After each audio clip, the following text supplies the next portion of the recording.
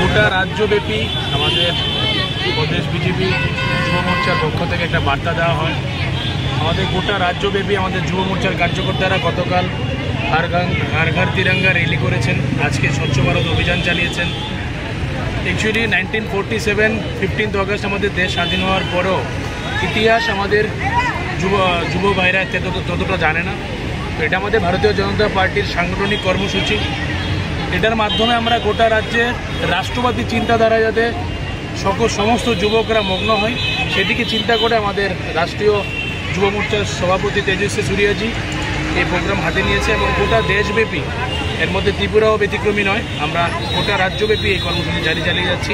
আজকে স্বচ্ছ ভারতের অভিযান চলছে, আগামীকাল 15 আগস্ট পুরো রাজ্য যুব মোর্চার পক্ষ থেকে এবং 6 আগরতলা যুব মোর্চার পক্ষ থেকে আমি গোটা রাজ্যবাসীকে 78তম স্বাধীনতা দিবসের অনেক অনেক শুভেচ্ছা এবং অভিনন্দন জ্ঞাপন করছি। আজকে এখানে কি কর্মসূচি পালন করা হচ্ছে? আজকে এখানে স্বচ্ছ ভারত অভিযান করা হয়েছে। আজকে মন্দিরে বড় বড় যারা স্ট্যাচুরা রয়েছে সবগুলো আমাদের যুব মোর্চার কার্যকর্তারা পরিষ্কার করছে, পরিচ্ছন্নতা রাখছে, সমাজে বার্তা দিচ্ছে। আমাদের যুব মোর্চা সবার সাথে, সবার পাশে এবং সমাজে বার্তা দিতে এক পাও পিছিয়ে থাকে না। যুব মোর্চা এগিয়ে যাচ্ছে, যুব মোর্চা এগিয়ে যাবে। 6 আগরতলা যুব মোর্চার মণ্ডল সভাপতি এবং প্রাক্তন মণ্ডল সভাপতিকে আমি হার্দিক অভিনন্দন জানাই এই মহতি কার্যক্রমের জন্য। Thank you.